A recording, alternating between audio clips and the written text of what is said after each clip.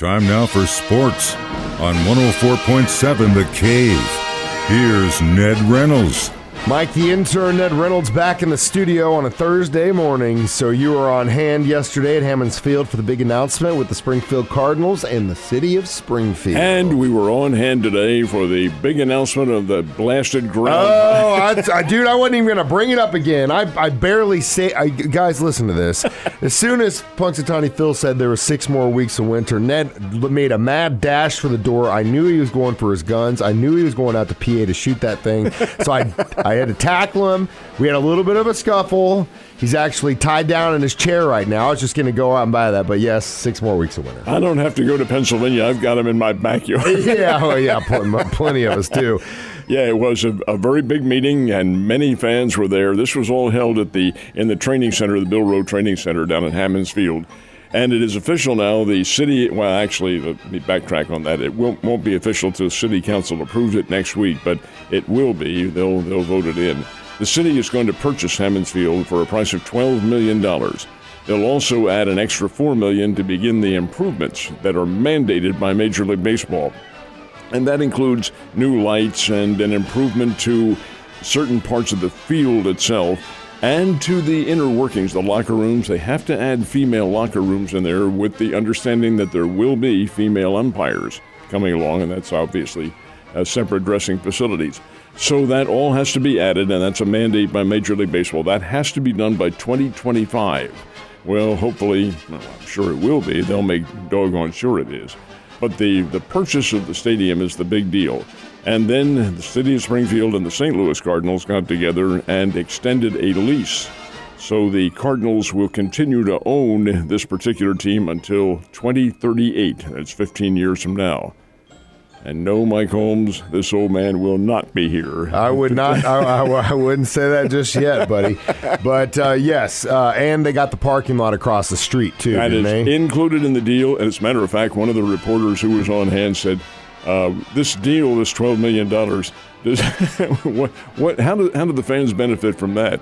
And Dan Ryder, who is the general manager of the Springfield Cardinals, said, "Well, first of all, it's cheaper parking." It will be, which is great. Brought down the house. Yeah, and when that should definitely help attendance, and it makes it a lot easier and a lot more affordable for people to go out to multiple games as opposed to just one, and that's good. I like it. I like to keep it here. I like the Cardinals and my team, and glad we got their minors here. It's a very big deal. As they pointed out, and the mayor was there, and Mr. Ryder, and several other speakers, this is part of our fabric. Now, not everybody's a baseball fan, but the Springfield Cardinals are more than that. It's not so much an identification with the team as it is a way to spend a summer evening and have a lot of fun and win some things and party with your friends and so forth and so on. And that's part of the key reason why this fits into the circumstances here so very well, and will continue to through at least the next 15 years anyway. So, of course, it's been called Hammons Field, but they don't really have the money in it now. It's the city of Springfield. They're going to change it to Springfield Field or what? Outstanding question. Excellent question. For now, it remains Hammons Field.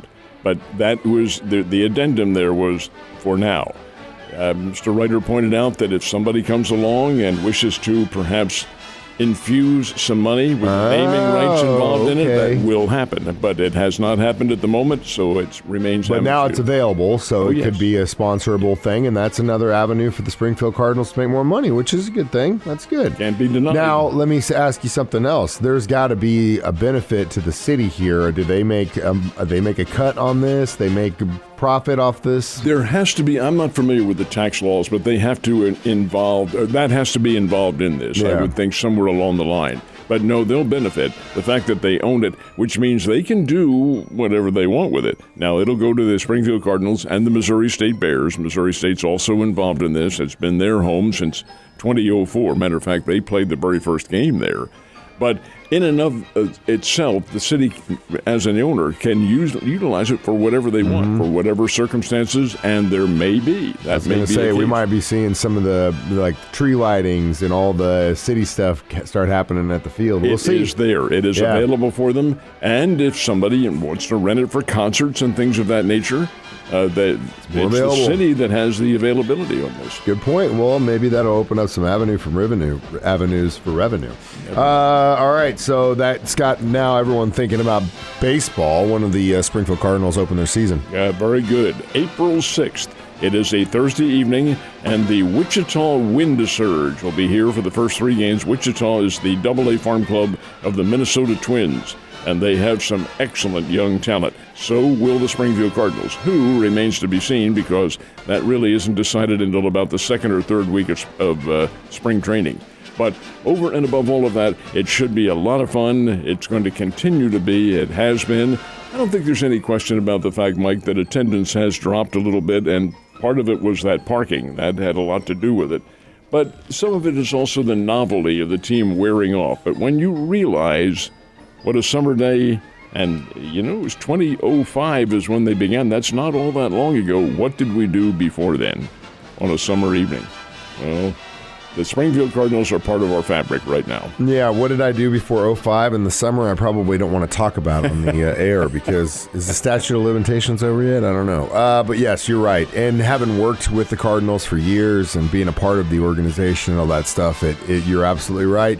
Going to games, going to the bar afterwards, always a blast for me. So now that I've got youngins, I'm probably going to be more involved in the Little League scene for a little bit. But sure. So Lady Bears, both on the court yesterday. Who got the dub? They both did. Nice. They both did in very close basketball games. Lady Bears were in Carbondale, Illinois, and you knew Southern Illinois was going to be a very tough opponent. They always are. Well, they battled tooth and nail back and forth, and the lead changed hands on a number of occasions. But in the end, the Lady Bears held on to win it by a score of 70-68 in an absolute dandy. So that's another big win for the Lady Bears, who are playing very well. The Bears played here in town, played at the Great Southern Bank Arena, taking on Valparaiso. Now, Valpo is not one of the league leaders. They're at the bottom level, probably going to have to play in the play-in round. But oh my, did they ever give the Bears a tough fight. Valparaiso was ahead late in the game by as many as 7 points, 8 points. The Bears were not having a great night shooting from three-point range, but fortunately for them, they got hot in the stretch, able to tie the game on three-point shots on trays and send the game into overtime, tied at 65. Well, Valparaiso was out of gas. They had nothing left, and the Bears won the game, 76-67, outscoring. I think the Valparaiso team scored 2 points in the final at the extra period, which is 5 minutes. And the Bears just had more stamina than Valparaiso did. Shouldn't have been that close, but it was. But it's a win, 76-67 in overtime. So both get victories. That's big. It is big, and this is the time of the year where you've got to win. Speaking of which, Mizzou, how'd they do? Well, the score's a little deceptive. They beat LSU 87-77, but fact of the matter remains the game was not that close. Missouri was ahead all of the game. Missouri's a better team. LSU's not having a very good year. And in fact, the Tigers kind of toyed with them down the stretch, but the bottom line is a win for Mizzou. A raucous crowd on hand again up in Columbia. 87-77 Missouri over Louisiana State. It's getting to that time of the year where it's getting a little bit close to the madness. We only got, 4 weeks before the tournament starts? Well, the tournaments will begin. The conference tournaments begin for the Bears at the start of March. Yeah. First weekend in March. The NCAA tournament 2 weeks later is when they begin mid-March. And I want to say it's March 15th. The Ides of March, I think, I'm not sure of the date itself. But, the competition begins at 68 teams. There's a move to make it 90 teams. God, can you imagine? Well, we'll see. We'll see what happens. If the college football is doing it, I guarantee you college basketball is watching it and going, hey, we could make a little bit more scratch, too. We'll see what happens. Speaking of scratch, what's the deal with Bally Sports, the bankruptcy situation? Interesting that you would mention that, because we've talked a little bit about the possibility of Bally Sports, which is Diamond Sports. They call it Bally is the corporate name given to 14 of the 21 teams that are involved in this, Bally Sports.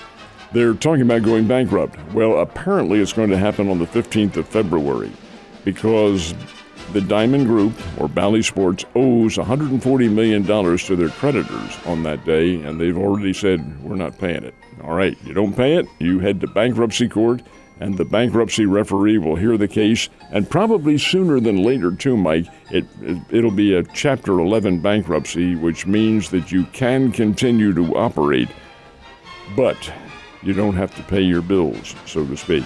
Well, that's not going to sit very well with the major league teams like the Cardinals, who get about $60 million a year up until 2032. It's a $1 billion contract. $60 million, I promise you, that's not included. You're going to notice that. And this is going to be very dicey. The whole situation may be changing. That won't be this year because I think their contracts are already set for this year, even though they don't have to pay.